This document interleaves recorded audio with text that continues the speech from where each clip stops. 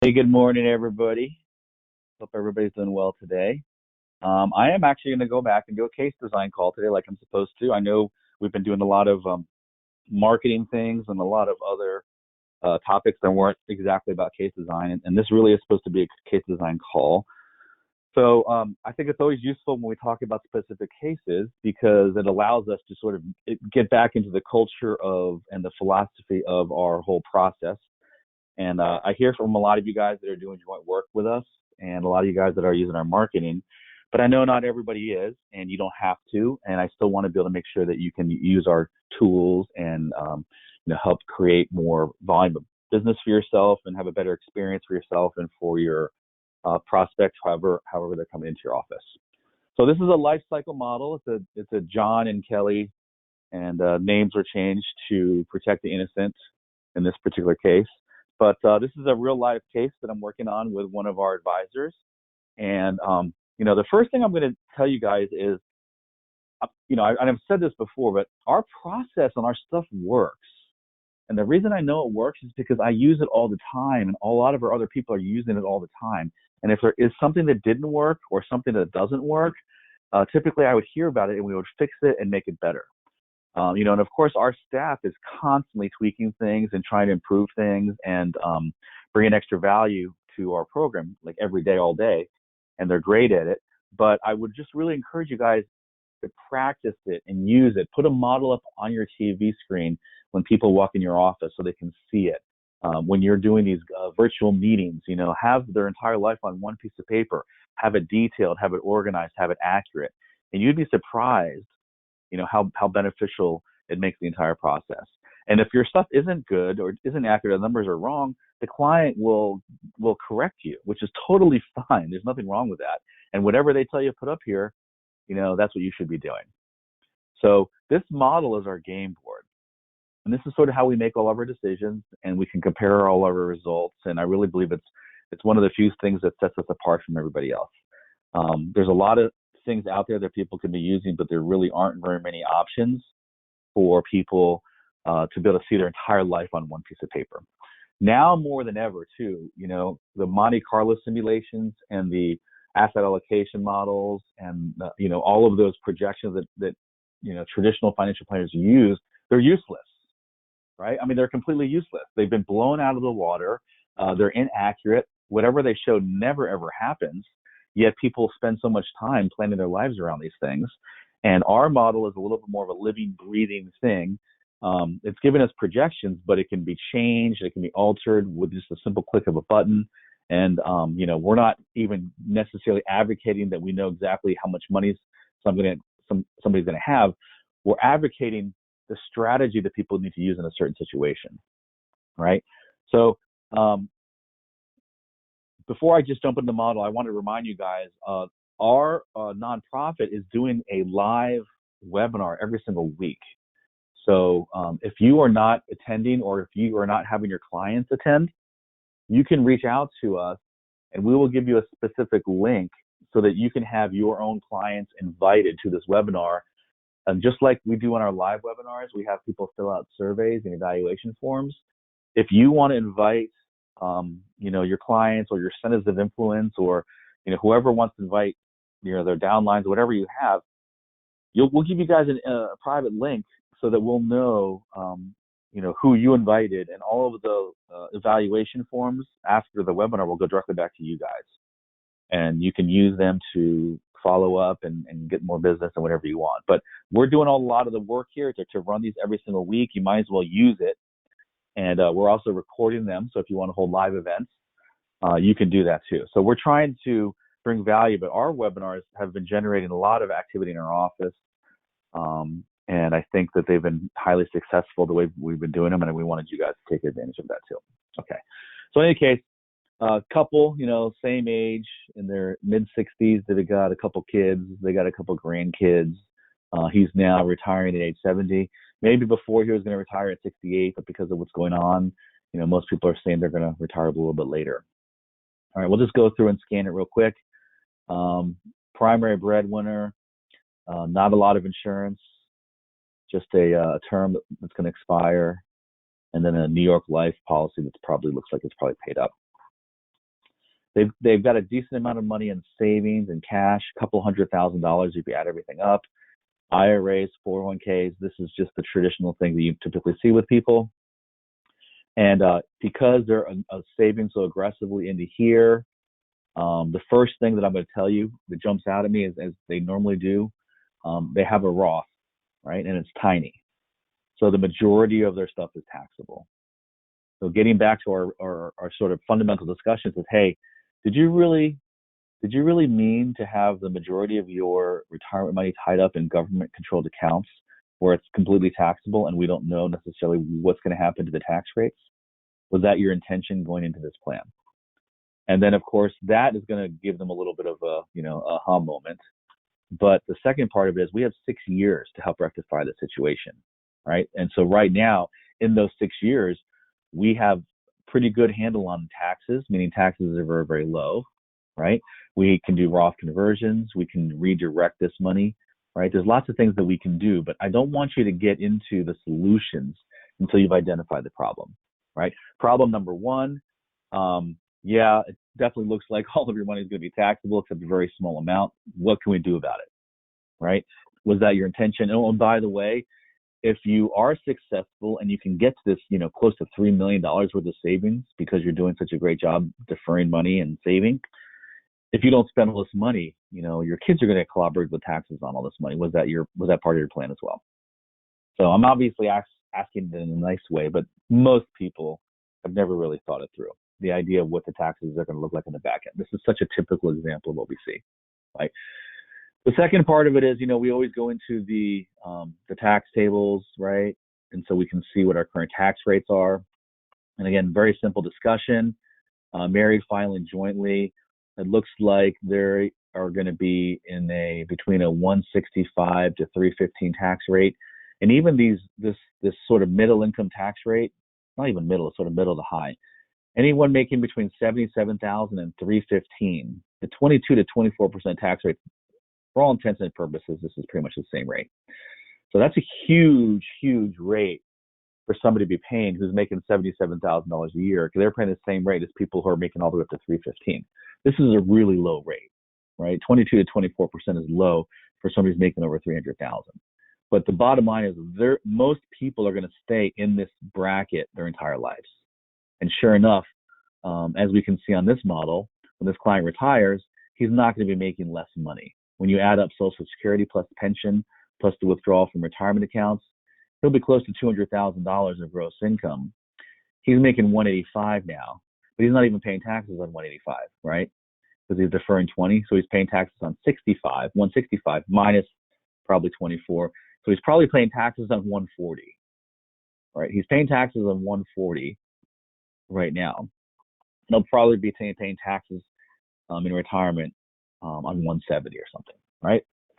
So his taxes are not going down.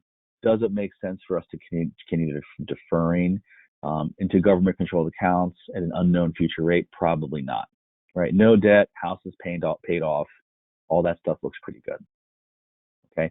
So the second part of that is, these people don't have any significant long-term care. They got a little tiny BS rider on this life insurance here, right? But this life insurance portfolio is a complete train wreck. They're going to lose all their insurance. And if they're going to, need it later on, or if they're going to, a 15-year term, I don't know how long or how many years he is into this 15-year term product, but most people don't love it. And I'll ask them, I say, well, how do you feel about one day having $1 million? I think it's $1 million for the term. Maybe it's 500, I don't know. But how do you feel about one day having this insurance in place, and then the next day them, quadrupling the premium on you because they're trying to get you out of it when that term renews, and again, same deal. Most people haven't really thought about it.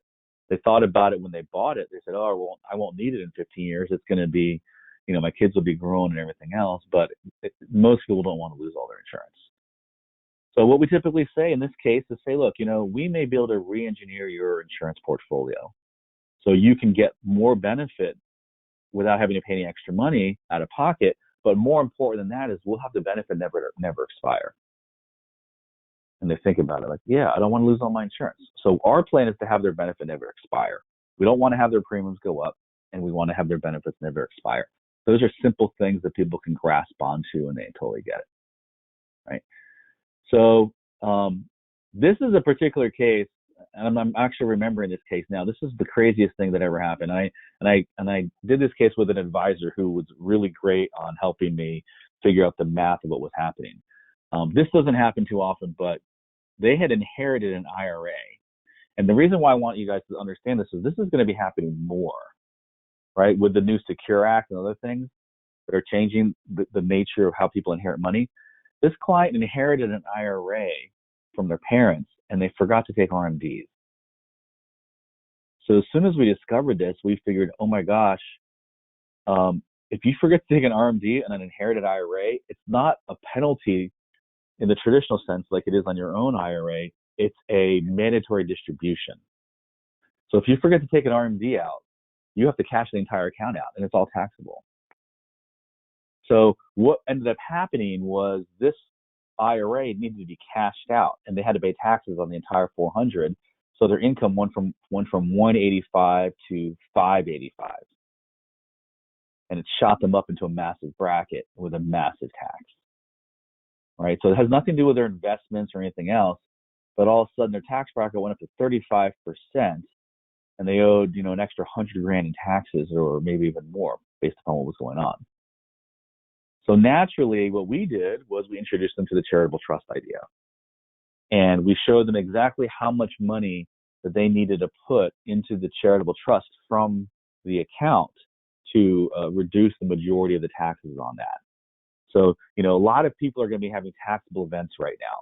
Taxable events because they're selling real estate. Taxable events because their investment portfolios are going to be selling off and throwing off gains. I had a client, I don't know, maybe yesterday, who had $2 million in a managed account, and the new what they call the tactical account, which is just a bunch of BS, right? So they had this tactical account in a non-qualified portfolio, and the money manager started selling like crazy because of the volatility triggers that were going off, and this $2 million lost.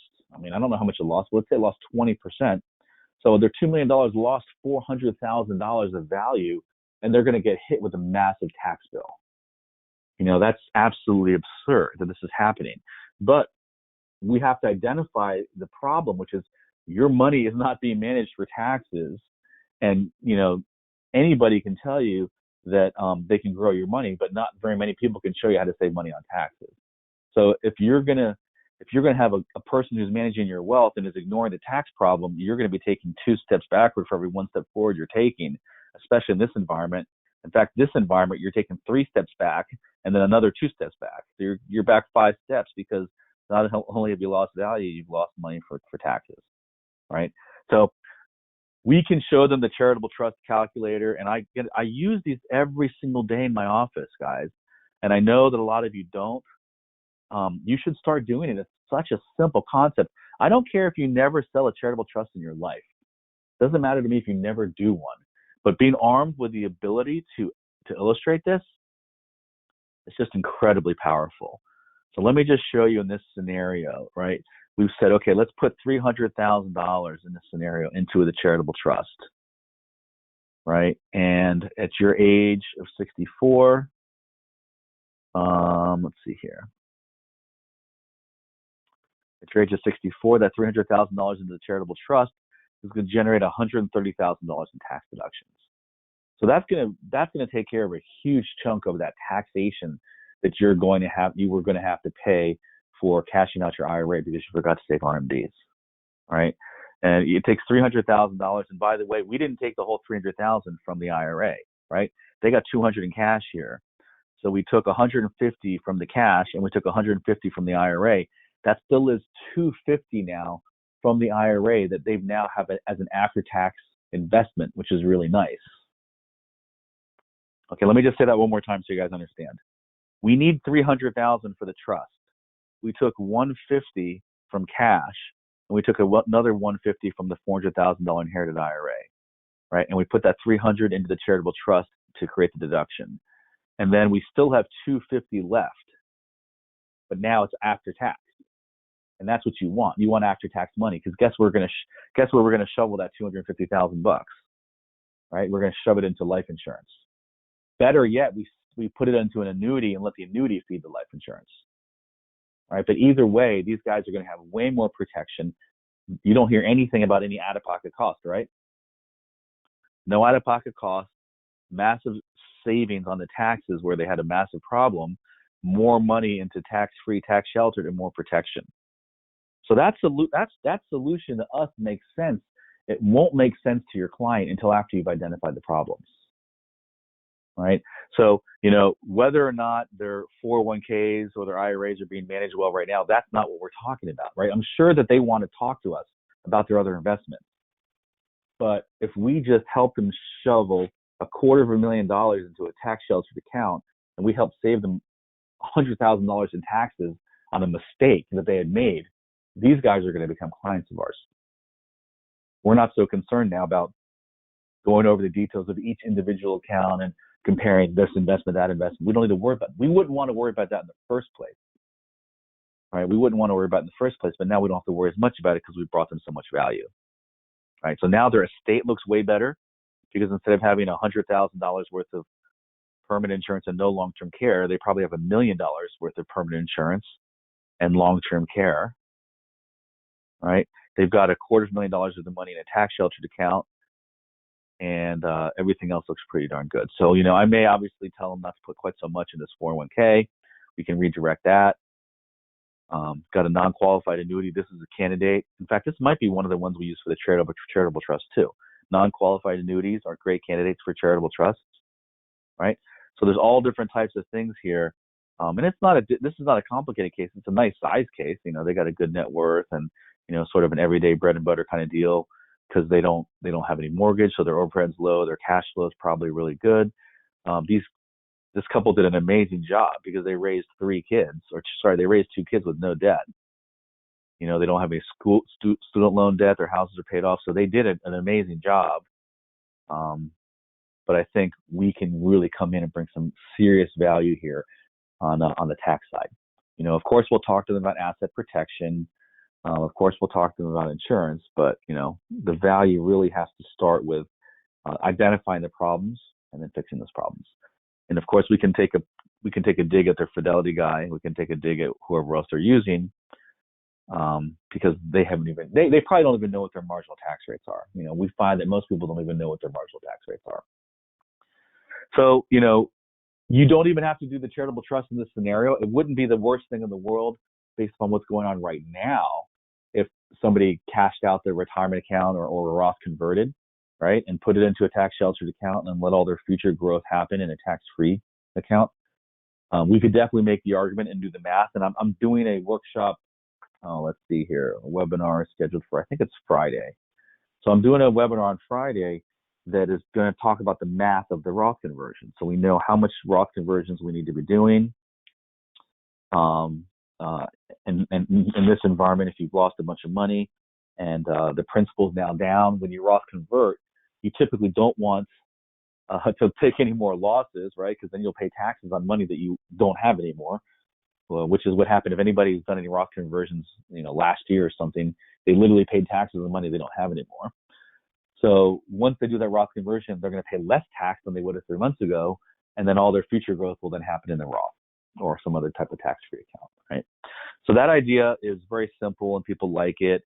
The insurance deal here is simply a repositioning of money from, their taxable accounts on their retirement account, their taxable contributions. We're just repositioning money into insurance. We could use some money from savings, but, we need this for the CRUT. So there isn't any one right solution here, guys. I just want you to see all the different cool opportunities there is here. There's a real estate second property here.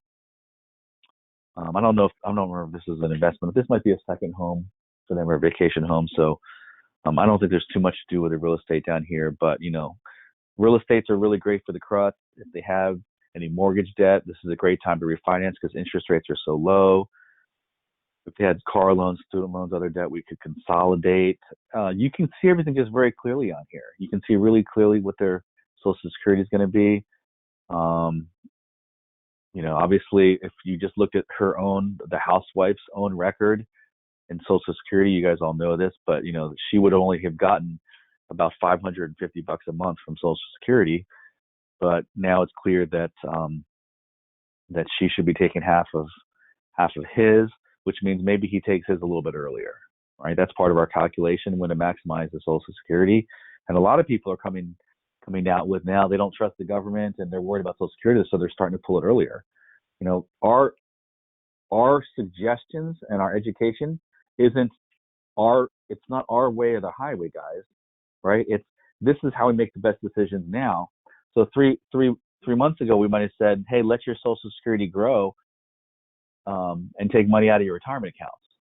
But right now, our advice is probably different. It's don't take money out of your retirement accounts because we need to let them recover now if you weren't with us. So go ahead and draw Social Security.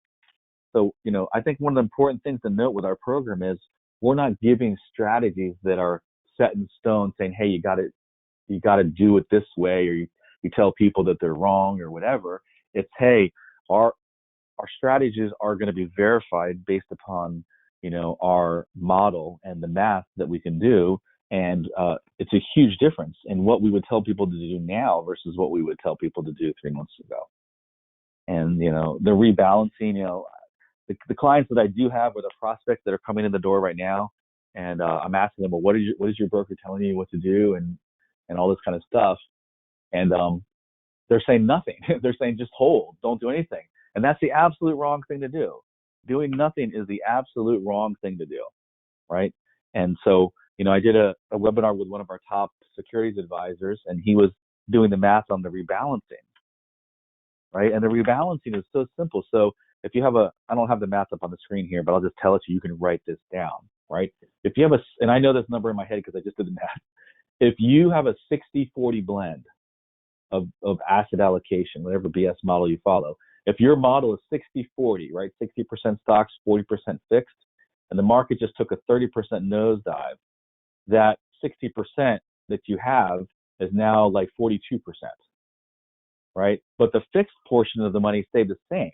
So the portion that was 42%, was 40%, is now 58%, right? So your blend was 60-40, now it's 42-58, okay? So that 42-58 needs to be rebalanced to bring it back to 60-40, which means that you're going to take some of your fixed and put it back in the equities to try to recover some of your money. That rebalance is crucial.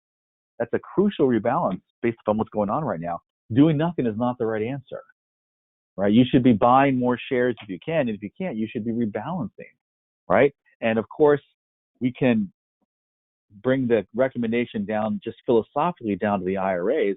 If they have an IRA or 401k and they're contributing to it, their allocations should all be going into aggressive, and their current balance should be in more conservative, right? So if I run into a guy who's got an advisor and they have the exact same allocation of money being contributed versus money that's being in here, I'm going to point out, no, that's wrong. You can't do that. You have to have more aggressive contribution because that's dollar cost averaging.